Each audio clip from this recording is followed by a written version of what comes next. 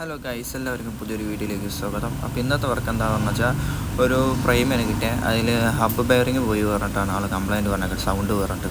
അപ്പോൾ നമ്മൾ ഹബ്ബ് അയച്ചു ബെയറിങ് നോക്കി, ബെയറിങ് പോയത് തന്നെയാണ്.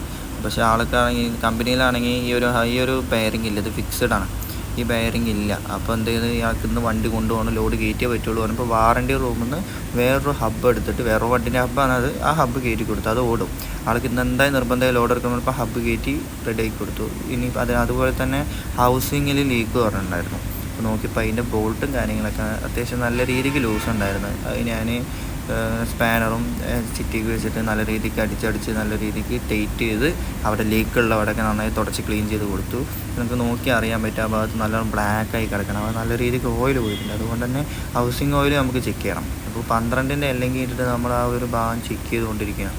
കാരണം നല്ല രീതിക്ക് ഓയിൽ പോയതുകൊണ്ട് ഹൗസിങ് ഓയിൽ കമ്മിയായിട്ടുണ്ടോ ഇല്ലയോ നമുക്ക് അറിയണം. ഇത്ര ഓയിൽ പോയതുകൊണ്ട് മിക്കവാറും കമ്മിയായിട്ടുണ്ടാവും.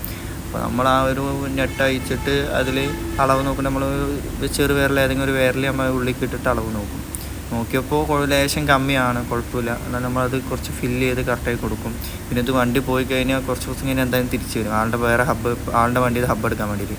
അപ്പോഴും പിന്നെ ഓയിൽ ലീക്ക് അറിയണമെന്ന് പറഞ്ഞു വെച്ചാൽ എന്തായാലും പാക്ക് ചെയ്ത് വരണം. അപ്പോൾ ഇത്ര തന്നെ ഇന്ന് ഉണ്ടായ വർക്ക്. എല്ലാവരും സപ്പോർട്ട് ചെയ്യുക, സബ്സ്ക്രൈബ് ചെയ്യുക. Okay, thank you.